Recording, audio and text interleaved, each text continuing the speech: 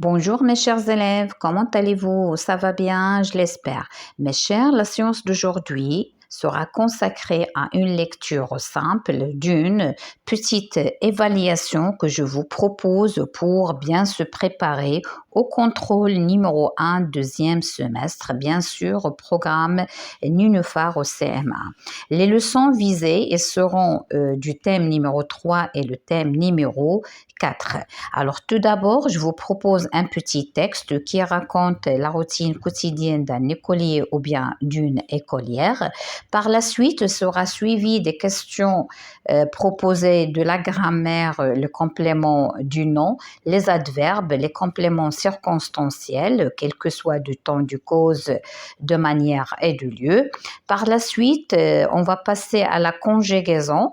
Il y a des questions sur le passé composé, pas tellement, parce que la conjugaison, elle est bien traitée, elle a été bien traitée dans l'unité numéro, ou bien le thème numéro 2 et le début du thème numéro 3. Par la suite, on va voir quelques exemples du présent de l'indicatif des verbes pronominaux, ainsi que l'impératif présent. Par la suite, on va passer à l'orthographe, l'accord du participe passé, quelques questions sur les homonymes lexicaux et les homonymes grammaticaux ou. Et enfin, on va passer à quelques questions qui sont proposées au lexique suivant le niveau de langue, ainsi que le champ lexical et bien sûr les homonymes et les synonymes et les antonymes qu'il faut toujours réviser pour ne pas les oublier. Alors, mes chers, installez-vous bien, je vais vous lire le texte et après les questions, question par question. Et attendez-moi pour une vidéo prochaine, Inch'Allah, pour les explications et la correction. Je vous laisse le temps de la réaliser. Compréhension de l'écrit. Ma routine quotidienne. D'habitude, tous les matins, je me réveille à 7 heures. Ensuite, je me douche, je m'habille et je me peigne. Et je prends mon petit déjeuner. À 8 heures, je vais à l'école en vélo. Les cours commencent à 8h30 et finissent à 13 heures. Je déjeune chez moi et avant le goûter, je fais mes devoirs. À 20 heures du soir, je dîne avec ma famille, mes parents, mon frère et ma sœur. On parle de notre journée. Après, je regarde un peu la télé et finalement, je me brosse les dents et je me couche. Parfois, j'aime lire un peu. Alors, pour les questions proposées, à quelle heure se réveille le narrateur d'habitude? 2. Quel moyen de transport utilise-t-il pour aller à l'école? 3. Avec qui prend-il son dîner? Que fait-il avant de se coucher? Alors, pour la grammaire, la première question, dans les groupes nominaux suivants, souligne les compléments du nom et entoure les prépositions. Un dîner en famille, un pince à cheveux, un repas sans sel, un tagine de légumes. La question numéro 2, encadre les adverbes dans la dernière phrase. Alors, lorsque on parle ici de la dernière phrase, c'est-à-dire la phrase qui est dans le texte. Après, je regarde un peu la télé. Et finalement, je me brosse les dents et je me couche. Parfois, j'aime lire un peu. Alors, vous allez chercher les adverbes qui se trouvent dans la dernière ligne. Alors, pour la question numéro 3, classe dans le tableau les compléments soulignés. Tous les soirs, je raconte ce qui s'est passé en classe à ma mère. En automne, le vent souffle fort bien et fait tomber les feuilles des arbres par terre. Quand le rat voit le chat, court rapidement et se cache parce qu'il a peur. Alors, les mots soulignés ou bien les compléments soulignés sont tous les soirs, en classe, en automne, bien, par terre, rapidement, parce qu'il a peur. Alors, vous allez classer ces compléments dans ce tableau. Est-ce qu'il s'agisse de compléments circonstanciels du temps, de lieu, de manière ou bien de cause? Dans la conjugaison, je vous propose, premièrement, mets les verbes entre parenthèses au passé composé. Mes voisines, le verbe aller à Marrakech. Elle, le verbe prendre beaucoup de bagages. La question numéro 2, complète avec le verbe proposé au présent de l'indicatif.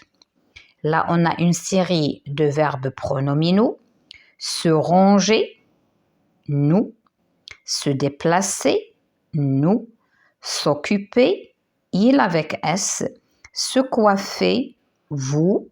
Se réunir, elle avec S. Donc, vous allez conjuguer ces verbes, mais à la personne indiquée. 3. Complète le tableau suivant à l'impératif présent. Alors, vous avez 3 verbes, le verbe partager, le verbe obéir, le verbe venir. Ces verbes, vous allez les conjuguer aux 3 personnes de l'impératif présent. Bien sûr, à la deuxième personne du singulier, la première personne du pluriel, la deuxième personne du pluriel. Et faites bien attention. On passe maintenant aux questions proposées pour l'orthographe. Premièrement, accorde le participe passé. Le mien est tombé. Est tombé. Regardez, le participe passé, c'est à vous de choisir le juste. B, les élèves sont devenus sages.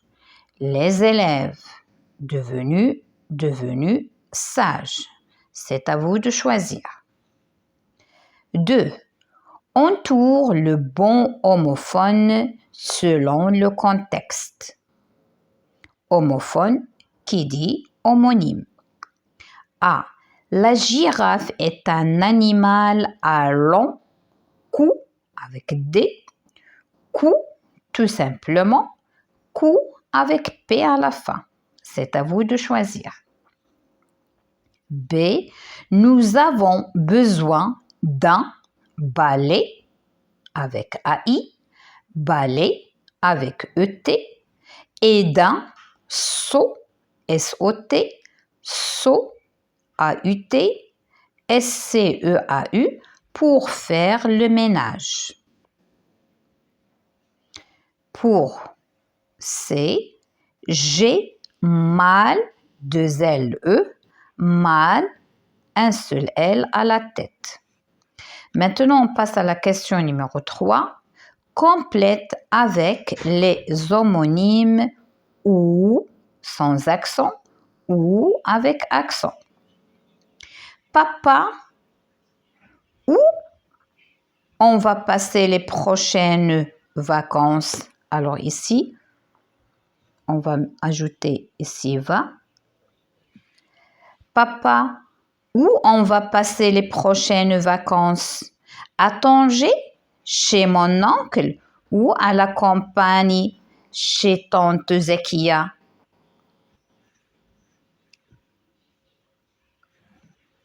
B.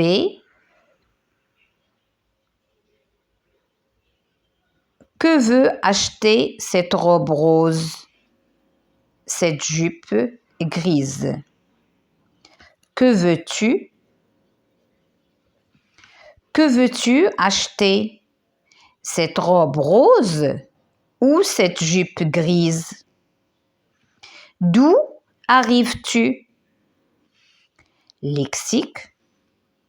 Classe les mots suivants selon le niveau de langue auquel ils appartiennent. Travail, boulot, profession. Dérober, piquer, voler. Un livre, un bouquin, un manuel. Alors, ces expressions, vous allez les classer dans le tableau. Est-ce qu'il s'agit du langage familier, langage courant, langage soutenu? Donc, par exemple, la première liste, travail, boulot, profession, vous allez classer chacun de ces mots dans sa colonne réservée. Et de même, vous allez faire pour la deuxième série dérober, piquer, voler. La troisième série de même, un livre, un bouquin, un manuel. Maintenant, pour la question numéro 2, cite 3 mots qui appartiennent à chaque champ lexical. Alors, pour les vêtements, vous pouvez choisir 3 mots qui appartiennent au champ lexical de vêtements. De même, vous allez choisir 3 pour maison et 3 autres pour le mot ou bien pour le nom ville. C'est bon? Choisissez 3 mots qui appartiennent au champ lexical. Alors pour la troisième question, relie chaque mot à son synonyme. Alors on a la première série regarder, magnifique, casser, blague. La deuxième série briser, observer, farce, joli. Vous allez relier les 2 synonymes.